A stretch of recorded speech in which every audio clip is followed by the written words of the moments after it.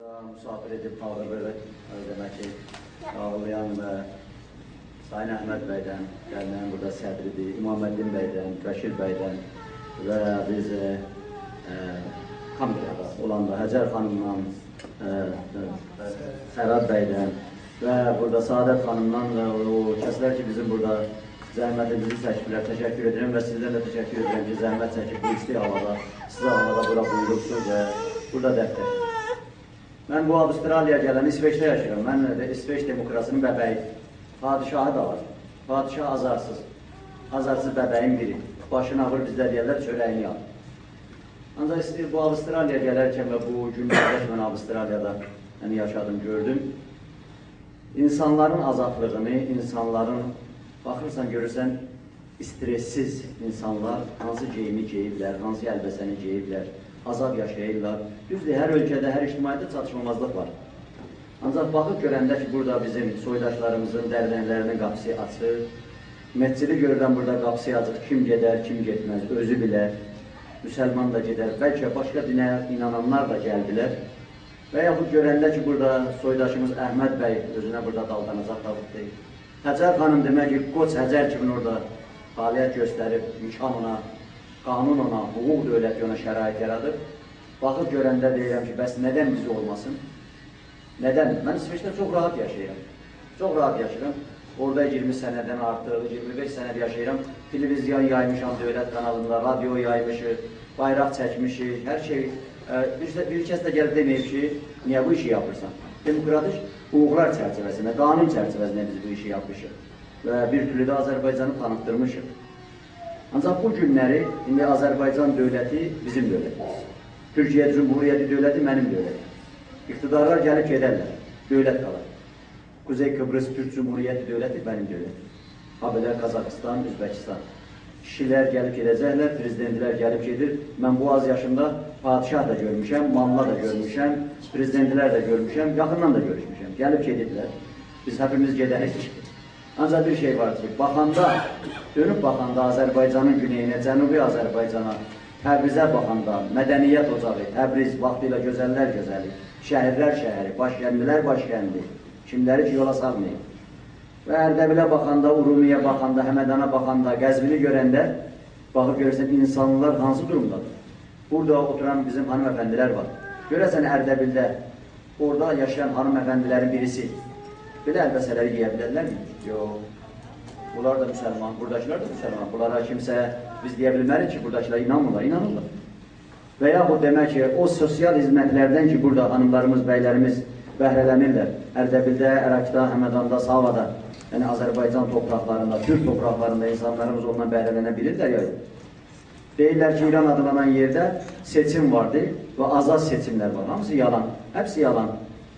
İran adlanan yerdə seçimlərdə iştirak etmək üçün yerə süzgəclər keçəsən. Biri yox, ikisi yox, beşi yox.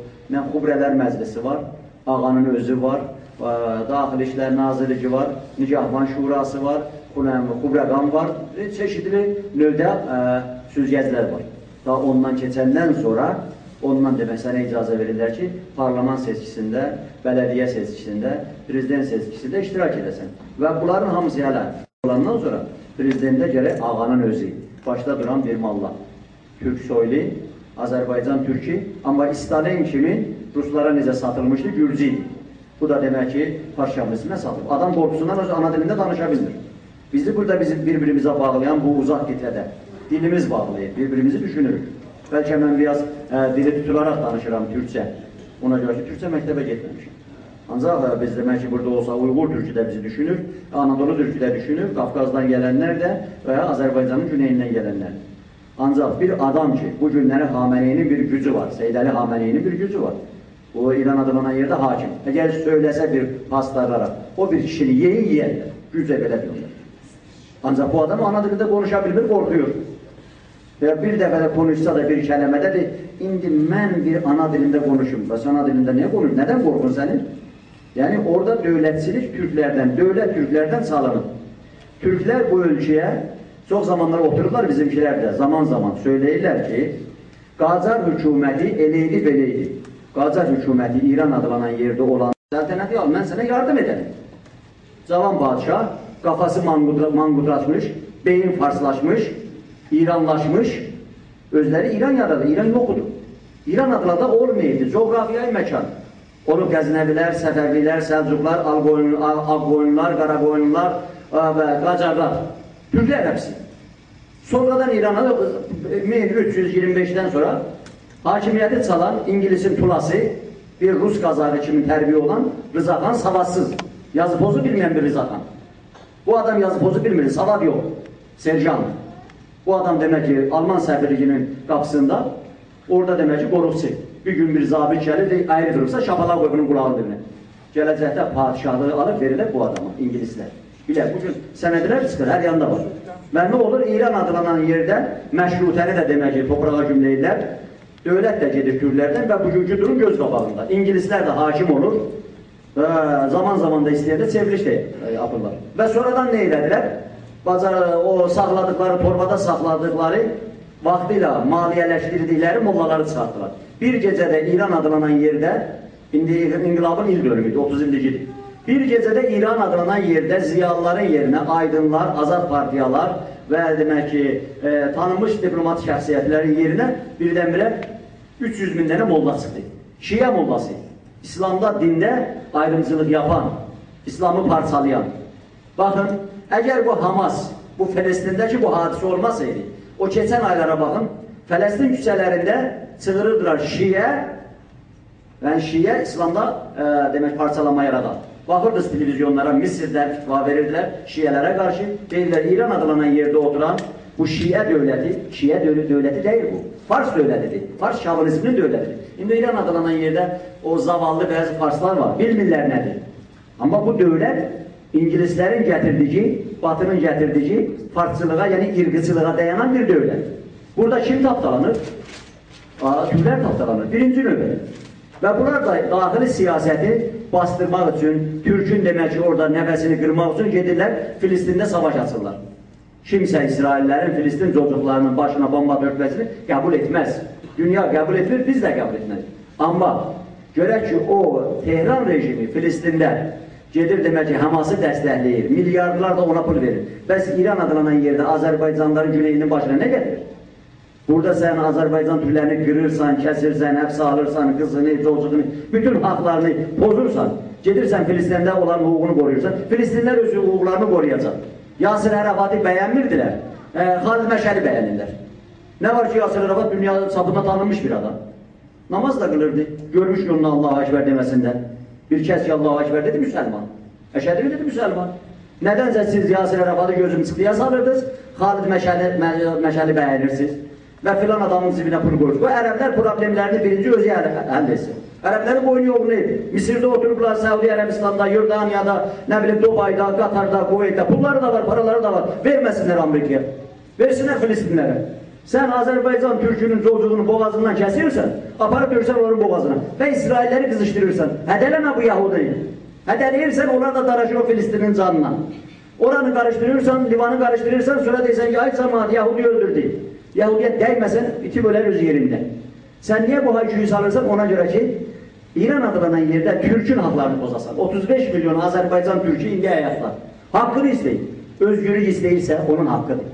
İstək ayrılarsa, onun haqqıdır. İstəyirsə, nə yaradasa, onun haqqıdır. Oy kullanmalıdır, sən qoymursan, oy kullanan. Şərait yaratmalısan, dövlətsən. Türkiyədə, bizim bəzilərimizin, kimsələrin bəyənmədiyi Türkiyədə dünyanın ən gözəl seçkiləri yoxdur. İnsanlar gedir sandık başına oy kullanır. Dünyanın en güzel demek ölkələrdən biridir oy kullanmakta. İndiyə kimi kimsə də demir ki, Türkiyədə kimsə demək ki, oyları çaldı, nə pul verdi filan. Olmur. Türkiyədə çox az, çox az. Və insanlar kimsə bu gün Rəcəb Tayyip Ərdoğan'ı gətirər, sabah Bahçalını gətirər, yarın nə bilim ki, o birisini gətirər, millət bilir. Biz də tənqid edərik, etməli o bizim, Cumhuriyyət bizim. Ancaq İran adlanan yerdə 35 milyon Azərbaycan türkünün bir dənə səs verməsi, oy kullanması yasaq. Və türkəm deməsi də yasaq. Azərbaycanlı deməsi də yasaq. Azərbaycanlı da sən parçalayırsan, ermənini dəstəkləyirsən, bəyimiz də söylədirir. Azərbaycanın quzeyində bir yazıq, bir məzlum Cumhuriyyət var.